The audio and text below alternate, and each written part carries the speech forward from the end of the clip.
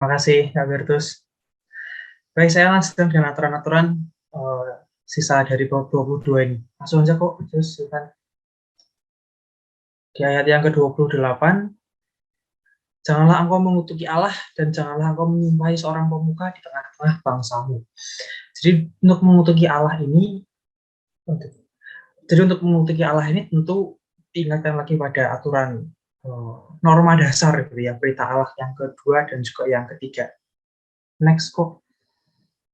Nama Allah itu kudus, perintah kedua itu menetapkan agar menghormati nama Allah. Nah, dari KGK juga, bahwa mengutuki Allah itu dapat terwujud, dapat termanifestasi juga dalam perbuatan-perbuatan seperti perbuatan jahat, memperhamba bangsa, menyiksa manusia, budak, ataupun juga membunuh. Nah, mengutuki Allah dalam mungkin ini yang baru saya baca gitu ya. Dalam perbuatan jahat itu mungkin Ibu Bapak mendengar ada sedikit mengenai New Age Movement gitu ya. Jadi ada sebagian orang itu menganggap bahwa kita sebagai manusia itu memiliki sedikit partikel kealahan karena kita kan diciptakan oleh Allah dan kemudian kita memiliki sedikit partikel kealahan. Kira-kira begitu. Nah, itu pun juga suatu ajaran bid'ah atau sesat sebenarnya. Terus kemudian ketika kita bisa menganggap bahwa kealahan Tuhan itu kan sebagai sebuah energi yang terpancar sehingga kita pun bisa istilahnya mengumpulkan atau bisa memancarkan energi itu juga. Kita juga harus ingat bahwa Allah itu yang dalam dalam paradigma Katolik atau dalam ajaran Katolik sendiri, Allah itu adalah sebagai pribadi, tiga pribadi. Bukan semata-mata energi yang bisa dikumpulkan, disebarkan dan sebagainya, tapi itu sebagai sebuah pribadi. Itu yang perlu kita pelajari juga. Lanjut kok. Kemudian di ayat yang ke-29 dan 30, janganlah lalai mempersembahkan hasil gandummu dan hasil anggurmu. Yang sulung dari anak-anakmu lelaki harus kau persembahkan kepadamu. Dan 7 hari lamanya anak binatang itu tinggal bersama induknya, tapi pada hari yang ke-8 haruslah kau persembahkan binatang itu kepadaku juga. Nah, mengenai persembahan hasil gandum dan hasil anggur ini, tidak ada jumlahan berapa yang harus disampaikan. Next. Jumlah dari persembahan itu tidak diatur. Dan penetapan hari ke-8 persembahan anak sulung itu tidak menentukan sebagai satu-satunya hari atau kesempatan yang memungkinkan. Kita bisa melihat dari Imamat 22 ayat 27, tapi sejak hari ke-8 dan seterusnya itu Tuhan berkenan akan binatang itu kalau dipersembahkan berupa kobaran api-apian baginya. Terkait dengan ketat atau tidak di perjanjian baru, ini pun juga ada perbandingan sedikit dari John Cassian, bahwa hukum Taurat pada saat itu mengatakan bahwa jangan menunda memberikan persembahan dan anak sulung itu. Tapi hukum kasih itu diberikan secara berbeda. Kalau Anda ingin sempurna, pergilah, bahkan menjual segala yang Anda miliki dan berikan kepada orang miskin. Jadi secara arti tidak hanya sebagai persembahan kewajiban bahkan, tapi ada hal yang lain yang bisa kita coba adalah pergilah dan jual segala yang Anda miliki dan berikan kepada orang miskin. Itu adalah kewajiban dari hukum kasih. Next. Haruslah kamu menjadi orang kudus bagiku. Daging ternak yang diterkam dipadang oleh binatang janganlah kamu makan, tapi haruslah kamu lemparkan pada anjing. Mengenai kenajisan. Di ayat yang ke-31 itu kita diajarkan kalau kita ingin menjadi kudus, kalau kita memakan daging ternak yang diterkam dipadang oleh binatang, itu kita menjadi najis. Next kok. Di Imamat sepertinya di Imamat 17 ayat 15 dikatakan bahwa dan setiap orang yang makan bangkai atau sisa binatang mangsa binatang buas haruslah mencuci pakaiannya, membasuh tubuhnya dengan air, dan ia menjadi najis sampai matahari terbenam. Barulah ia menjadi tahir. Jadi ada fase dia menjadi najis dulu, memakan daging ternak yang sudah mati. Dan orang Ibrani itu menganggap makan darah adalah hal yang tabu. Ini adalah sisa dari Keluaran bab 22. Nah, kita akan masuk pada Keluaran bab 23 mengenai Iya, next kok. Mengenai hak-hak manusia. Dan saya akan mengawali dari keadilan dan kewajiban. Yang pertama, kewajiban kita adalah janganlah menyebarkan kabar bohong. Janganlah engkau membantu orang yang bersalah menjadi saksi tidak benar. Janganlah engkau kebanyakan orang melakukan kejahatan, dan dalam memberikan kesaksian janganlah turut membelokkan hukum. Ini yang diatur dalam ini dalam konteks persidangan ya. Di bab-bab ini nanti kita akan bicarakan dalam konteks persidangan sebetulnya sampai nanti tentang suap. Next. Tentu ya, hal ini memberikan pedoman umum mengenai peradilan di bangsa Israel. Saksi palsu ataupun kelompok yang menghindari keadilan akan menerima kutukan. Dan hakim tidak boleh melakukan apapun yang mereka tahu tidak adil. Ketika ada suatu perkara, kemudian hakim itu mengetahui bahwa ada suatu ketidakadilan, ada suatu kecacatan dalam hukum, dalam proses peradilan ataupun pembuktian pidananya, kira-kira gitu ya. Ketika mereka tahu ada ketidakadilan, mereka tidak boleh melakukan apapun sampai mendapatkan buktinya dan apapun yang dinyatakan oleh para saksi. Next. Perintah ini tentu saja menegaskan kembali di perintah yang ke-8, yaitu saksian palsu, semua palsu, dusta, intensi juga tergantung pada intensi yang dimiliki, dan kerusakan yang diderita oleh korbannya. Dan mengenai saksi dusta itu, kita bisa membedah menjadi beberapa bagian, yaitu penilaian yang didasarkan pada, penilaian yang tidak berdasar atau tanpa bukti, tapi kita memberikan penilaian, memberikan judgment. Kemudian umpatan, itu yang tidak diperbolehkan dalam perintah ke-8 dan juga fitnah. Next. Selanjutnya yang di ayat yang ketiga, itu mengenai janganlah memihak kepada orang miskin dalam perkaranya. Nah, sekilas ketika kita membaca ini sangat, bagi saya sih waktu itu sangat membingungkan gitu ya. Janganlah memihak kepada orang miskin dalam perkaranya. Itu kalau kita lihat kitab suci dari versi yang lain, bukan dari versi terjemahan baru. Next. Dari Targum Jonathan misalnya, dan kepada orang miskin yang bersalah dalam perkaranya, janganlah engkau pilih kasih kepadanya, karena tidak boleh ada rasa hormat terhadap penilaian. Atau dalam New Jerusalem Bible, ini terjemahan bahasa Inggris gitu ya. Dan kemudian DRC, itu dua Reims, C-nya apa saya lupa, Calonar kalau nggak salah. Nah, itu dijelaskan bahwa yang menjadi pokok di sini itu bukanlah sembarangan memihak, tapi memihak itu artinya keberpihakan itu. Karena dia miskin, terus kemudian digerakkan rasa kasihan yang berlebihan, kemudian kita membela orang miskin itu. Ya sudah, namanya dia aja nggak bisa makan, nolong satu coklat ya nggak apa-apa lah, nolong satu sapi ya nggak apa-apa lah, gitu. Namanya juga orang miskin gimana gitu. Nah, tapi di Keluaran 23 ayat 3 ini, dalam kemiskinan itu, ketika kita mendapati kita, atau ketika kita menjadi satu saksi dari apa ya, kita katakan pidana gitu ya, atau kalau pencurian gini mungkin maksudnya perdata ya. Tapi artinya ketika kita menemui suatu kesalahan dan kita menjadi saksi bagian dari kejahatan itu, janganlah kita menaruh rasa kasihan yang berlebihan atas kemiskinannya, melainkan kita harus bersaksi apa yang kita lihat, apa yang kita dengar. Lanjut, dan itu dipertegas, dikatakan oleh Yohanes Chrysostomus bahwa janganlah berdasarkan rasa kasihan dan juga jangan terpengaruh oleh karena kemiskinan orang yang bersalah. Jadi jangan ada kebaikan dalam perkara itu ya.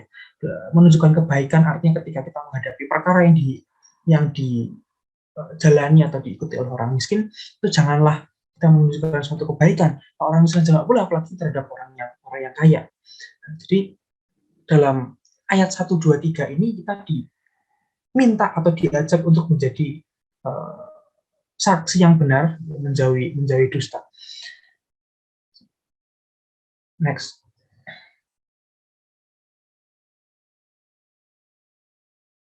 Kemudian di ayat yang ke-8 ini mengenai suap juga. Suap janganlah kau terima, sebab suap itu membuat mata buta orang-orang yang melihat dan memperbalikkan perkara orang-orang yang benar. Nah, ini kalau kita lihat dari suap ini, next kok. dari Tagum Yonatan misalkan,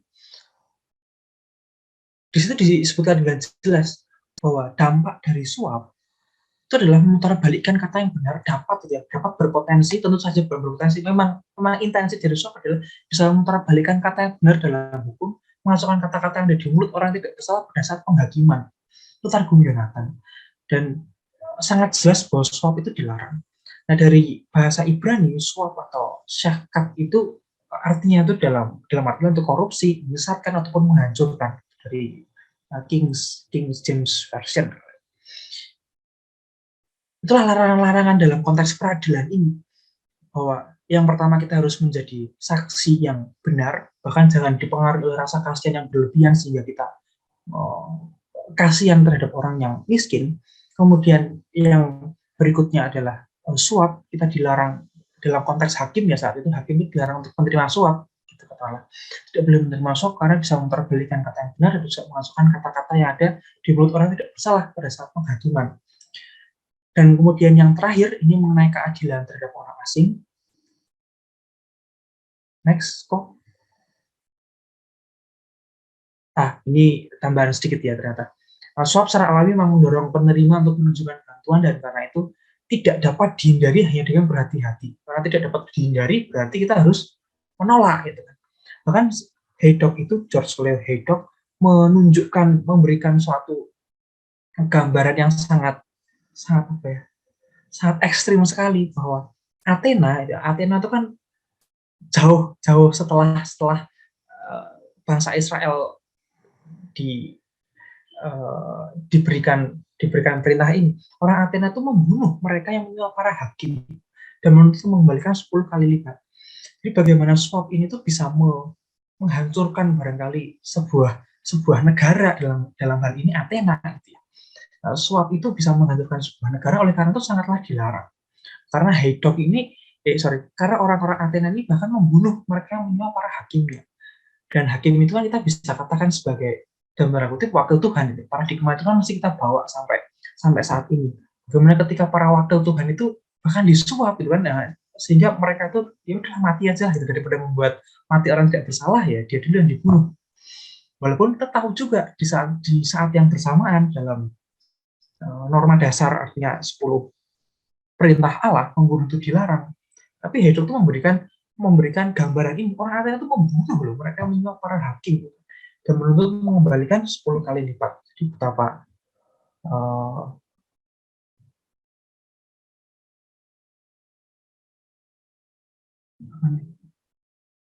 sorry.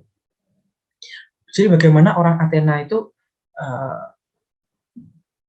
bagaimana si Haydock itu menunjukkan secara lebih jelas bahwa betapa mengerikannya suap ini. Next kok.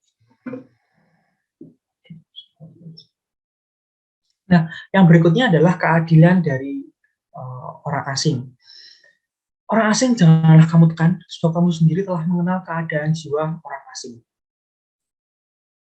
Next.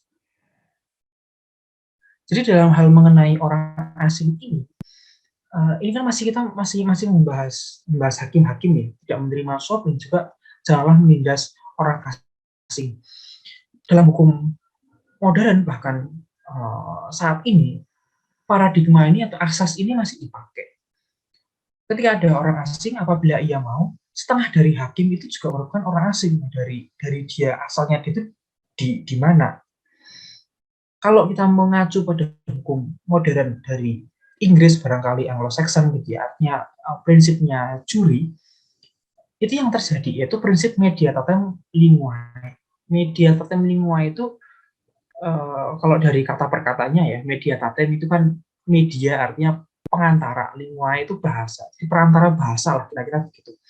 Jadi apa yang dikatakan dari terdakwa aja orang asing, setengah hakim itu orang asing, sehingga mungkin saja ada suatu keadilan yang bisa dituntut, bisa dipandang dari orang asing atau budaya asing itu terkait dengan bahasanya. Ini adalah paradigma yang masih dipakai bahkan hingga saat ini, setahu saya, bahwa orang asing yang bermasalah secara hukum artinya belum tentu dia salah, belum tentu dia salah.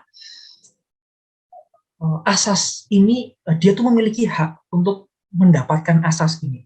Dia bisa meminta 6 orang hakim atau 6 orang juri, karena kan kita tahu bahwa juri mungkin ada 12. Mungkin dalam konteks itu hakimnya berbeda jumlahnya, ya, tapi nggak apa. Tapi setengah dari hakim itu dia bisa minta orang asing yang sebangsa dengan dia.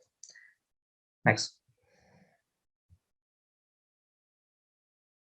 Nah, pada akhirnya setelah kita belajar mengenai bahwa kita jangan menjadi saksi dusta, dan kemudian janganlah menerima suap, dan kemudian bahkan tidak boleh dikerakkan oleh rasa kasihan yang terlalu besar kepada orang miskin, dan terakhir bahwa orang asing pun harus mereka perlakukan dalam saat itu konteks bangsa Israel, karena bangsa Israel sendiri pun orang asing gitu kan, pernah mengalami menjadi orang asing, tertindas pula.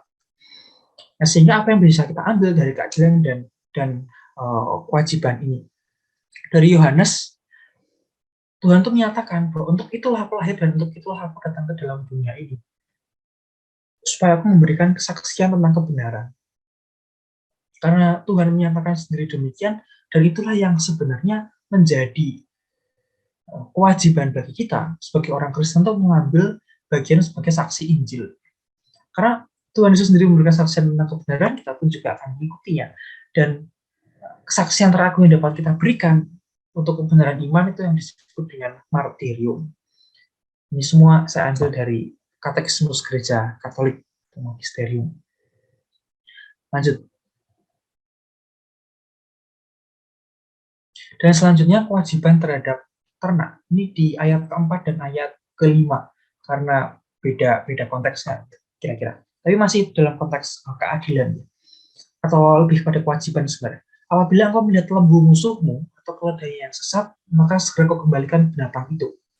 Atau di ayat yang kelima, janganlah enggan engkau menolong dan membongkar muatannya ketika kita melihat keledai musuh yang jatuh, karena berat bebannya.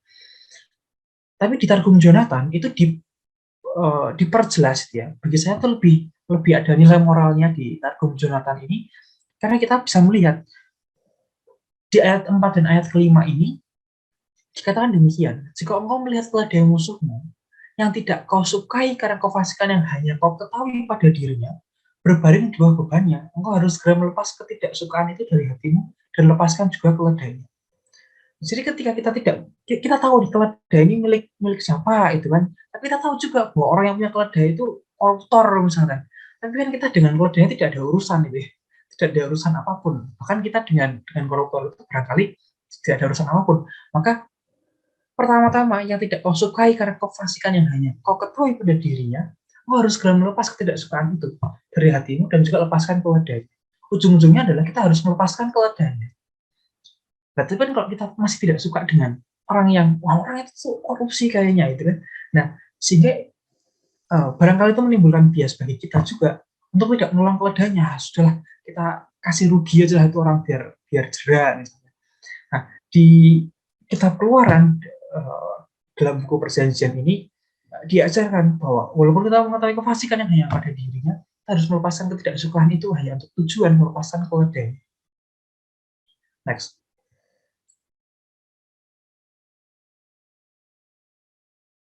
Ya, secara moral kita bisa menilai, bisa mendapatkan bahwa barangkali buku perjanjian itu membahas detail praktis ya tentang kemurahan hati kepada musuh, tentang bagaimana kita berperilaku juga secara sosial, hak-hak manusia juga dijamin di situ.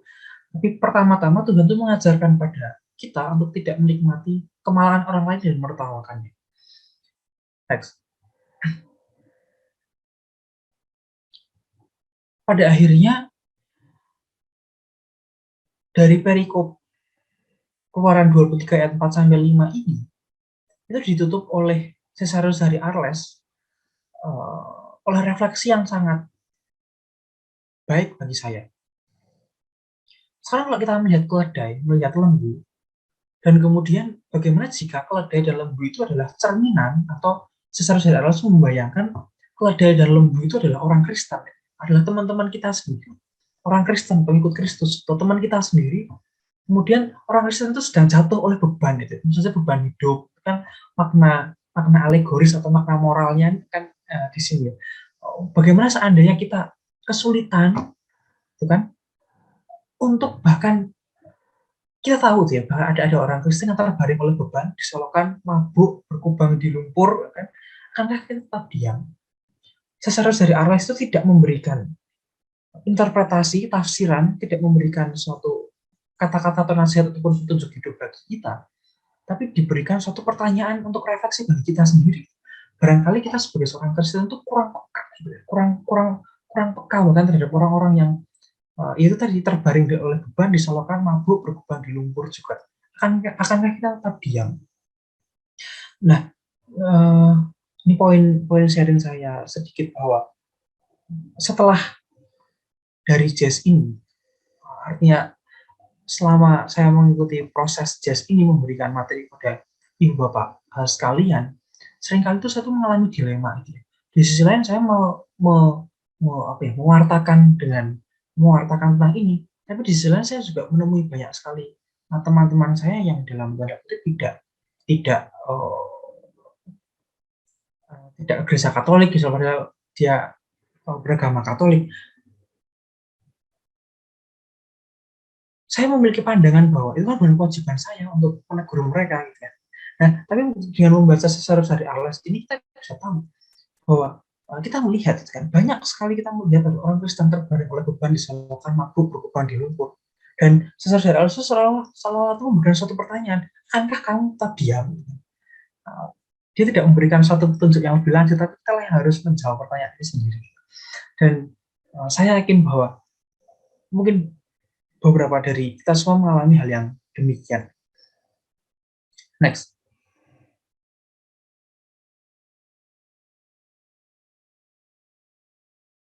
Keadilan dan kewajiban masih berkutat pada itu. Haruslah kau jauhkan dirimu dari perkara dusta, orang yang tidak bersalah dan orang benar. Tidak boleh kau bunuh, sebab aku tidak akan membenarkan orang yang bersalah. Jadi orang yang tidak bersalah dan orang benar, tidak boleh kau bunuh, sebab aku tidak akan membenarkan orang yang bersalah. Jadi bagian Keluaran 23:7 ini cukup jelas bahwa sekiranya ini mengulang dari perintah yang kelima, yaitu jangan membunuh. Next, Pak. Pembunuhan dengan tahu dan mau itu adalah pelanggaran terhadap martabat manusia, kaidah emas dan keputusan Allah.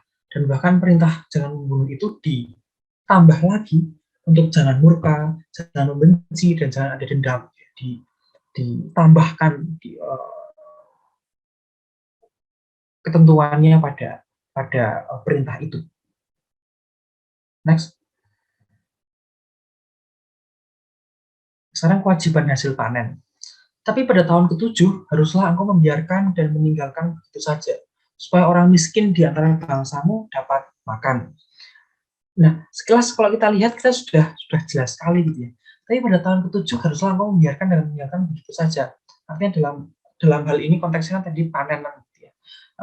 Mereka sudah bekerja selama 6 tahun masa panen, dan kemudian pada tahun ke-7, haruslah engkau membiarkan dan meninggalkan begitu saja, supaya orang miskin di antara bangsamu dapat makan. Nah, supaya orang miskin di antara bangsa dapat makan, inilah yang memberikan kita alasan yang sangat manusiawi yang tidak. Dan mengapa harus berhenti gitu kan? Ini sudah diberikan alasannya. Tapi next kok di imamat, kalau nggak salah ya, di imamat itu ada kata-kata gitu ya, hal serupa juga di imamat 25 ayat 4 bahwa ada 1 tahun, yaitu masa perhentian penuh. 1 tahun penuh itu kita tidak boleh bekerja itu ya. Kita imamat ini memberikan alasan religius dari Sabat. Kalau di aturan Sabat tentu saja itu di norma dasar di perintah Allah itu yang ketiga. Dan kitab Keluaran itu memberikan alasan kemanusiaan. Kitab imamat itu tidak memberikan alasan. Nah, kenapa emang? Karena supaya orang miskin di antara bangsa dapat makan. Kitab imamat itu memberikan alasan yang lebih religius bahwa itu sebuah Sabat. Nah, kita merayakan hari Sabat. Tapi kemudian di kitab Keluaran itu adalah alasan kemanusiaan, dan seluruh manusia, budak, bahkan binatang sekalipun harus berhenti bekerja dalam hari Sabat ini. Sabat itu menjadi puncak perayaan orang Kristen, barangkali itu yang menjadi tujuan penciptaan kita juga. Nah, slide selanjutnya.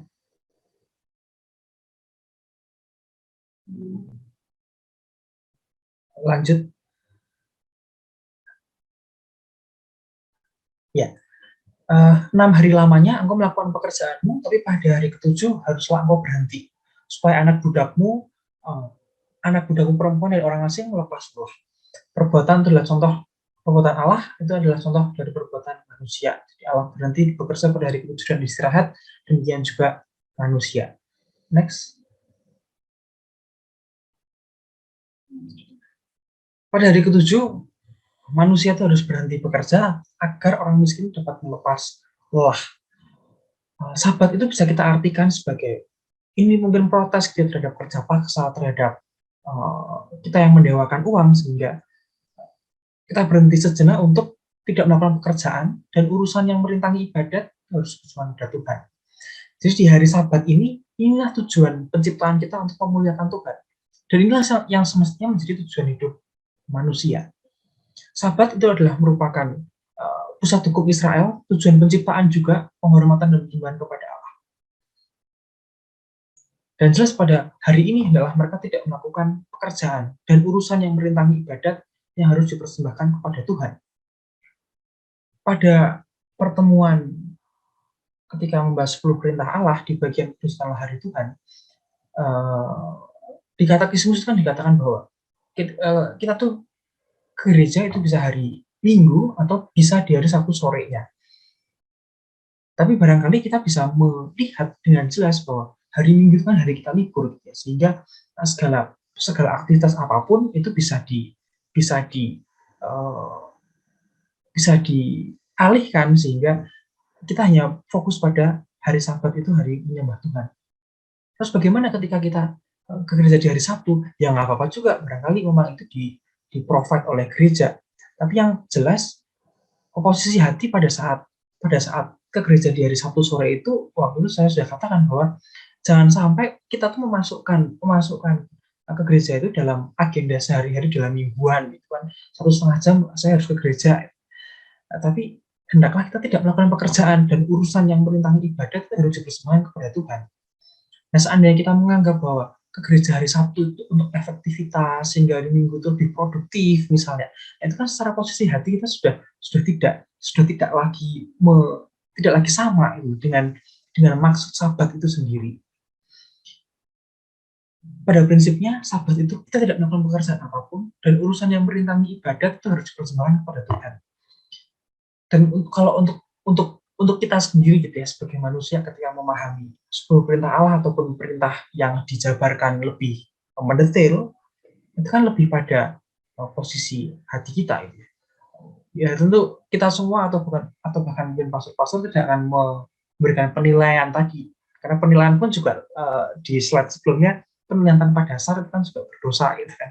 Nah, tapi itulah yang dapat kita sampaikan. Nah, selanjutnya bagaimana posisi hati kita sebenarnya? Posisi hati kita itu bagaimana dalam menanggapi Sabat ini? Next.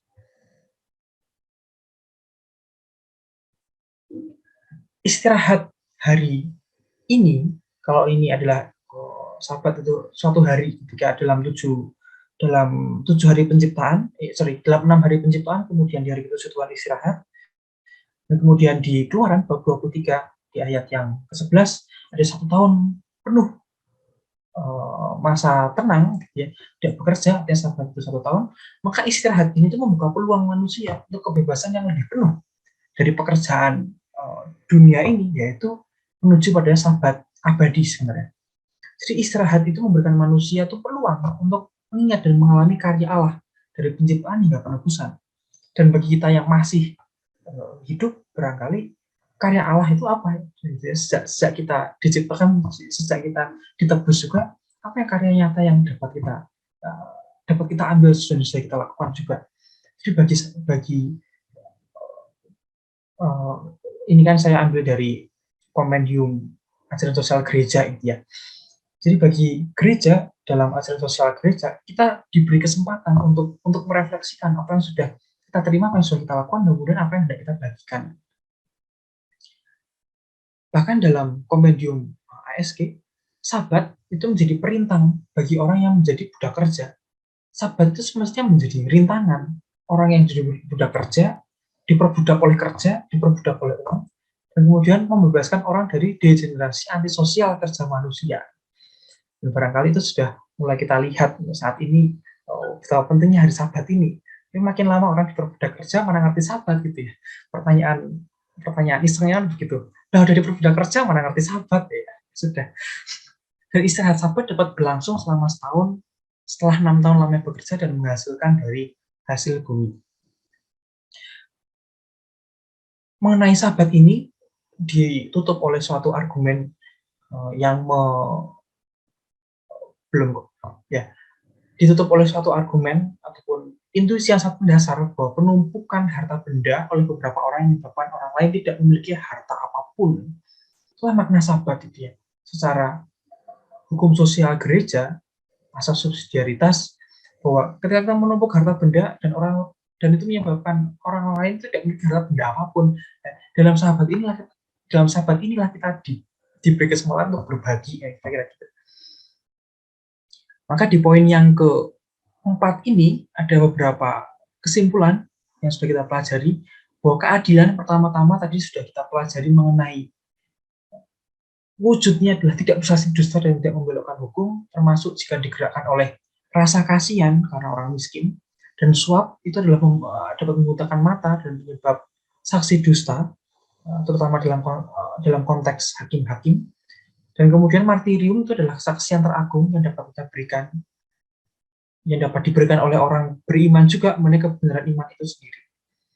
Dan Tuhan mengajarkan untuk menolong ternak musuh, tapi seandainya kita ambil makna yang lebih jauh, bahkan jika kita tahu itu ternak musuh yang kita hanya tahu orang itu berbuat fasik, kita harus menghilangkan rasa benci itu, dan kemudian kita menolong ternak musuh. Dan kemudian terakhir adalah Sabat, itu dirayakan sebagai puncak penciptaan, sebagai pusat hukum bangsa Israel, dan semestinya itu yang menjadi dasar dari tujuan hidup kita, manusia hidup di bumi ini.